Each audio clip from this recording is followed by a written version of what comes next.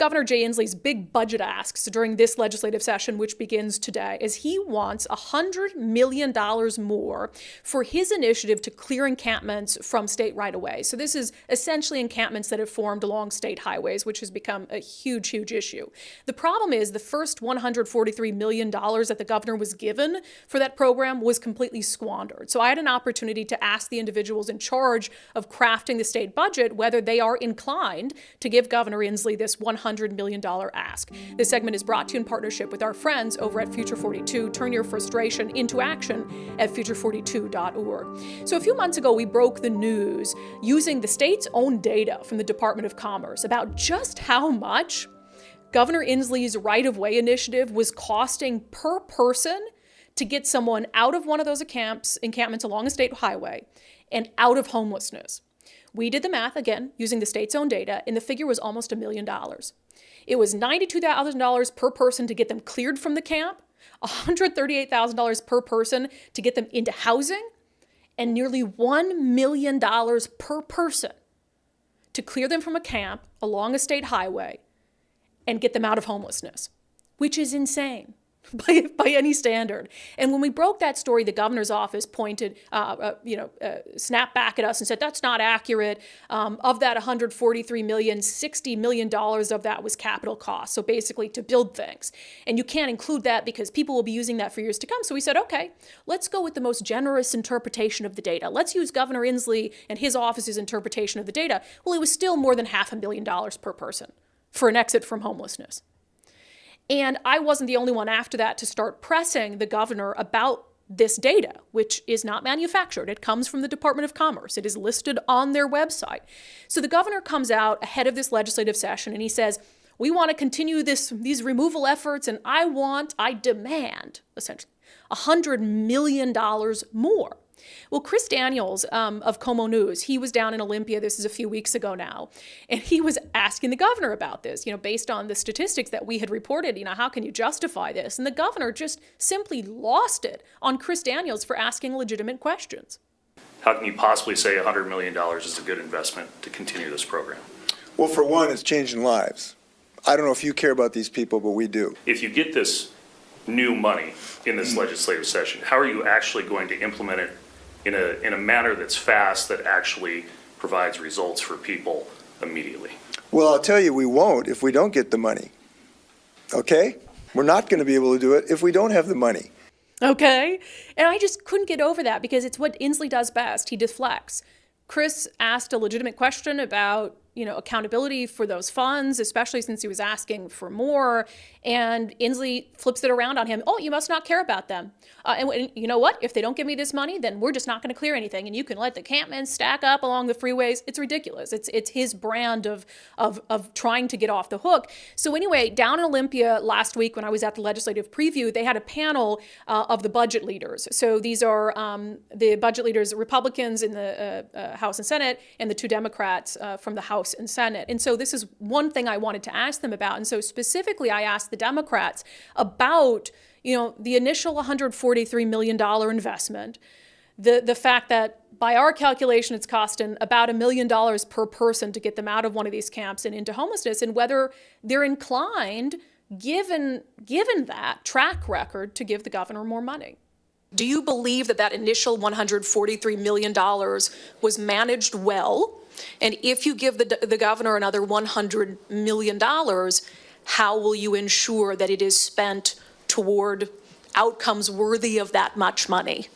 I think it's hard to put a price tag on getting someone off of the side of the road and into a stable housing situation. I have worked in the area of housing and homelessness and human services for a long time.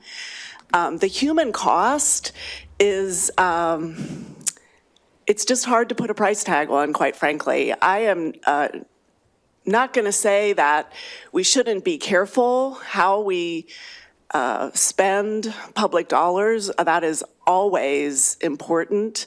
At the same time, I know that the public wants us to be working to get folks into stable and safe housing. And I support the governor's right-of-way initiative. I don't dispute what you've done with your arithmetic, but I have not seen an objective analysis of what the measurements and metrics that we use in order to be able to do it. I think the challenges across the entirety of the housing spectrum are wide and varied. And so the right-of-way initiative is just one of many attempts to address the challenges within that continuum. I think we continue to have to do more, and as Senator Robinson said, it's hard to put a price on the value of people maintaining their dignity as humans.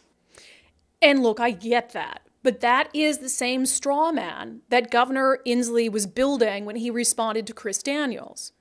We can keep both of those things in mind at the same time. We can have compassion for the situation, understand it is complex, but yes, you do have to work within a budget. When you say it's hard to put a price on human life, I get it, I understand.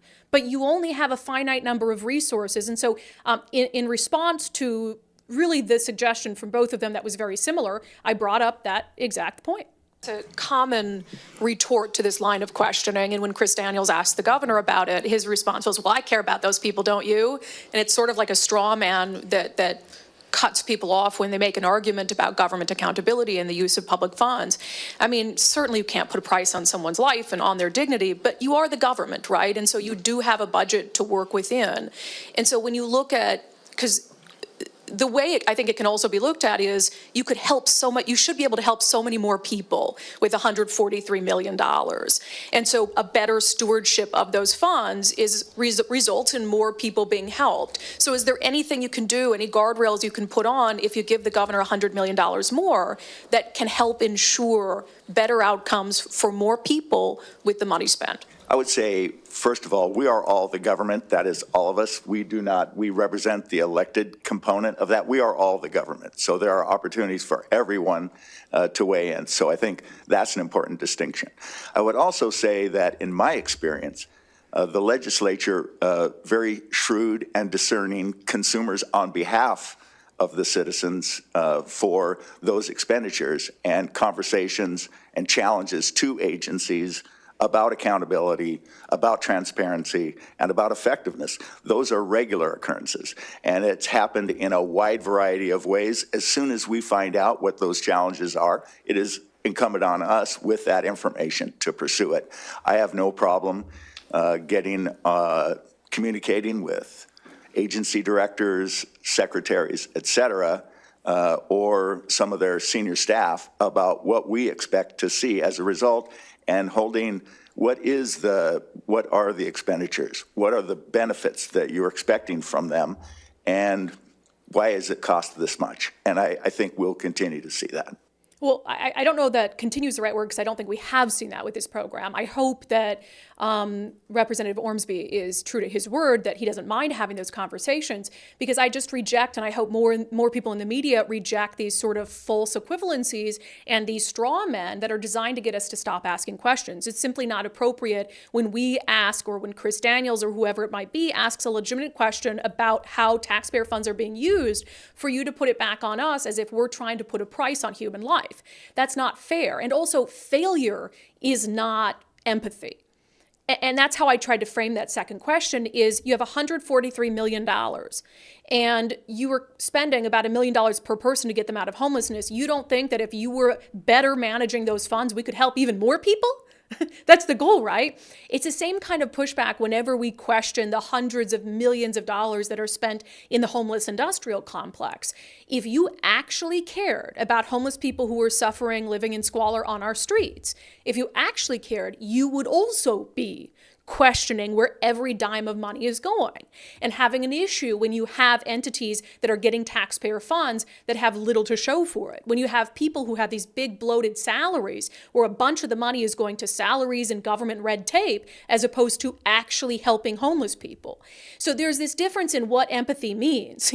Empathy is, how is it empathetic to spend hundreds of millions of dollars and have little to show for it?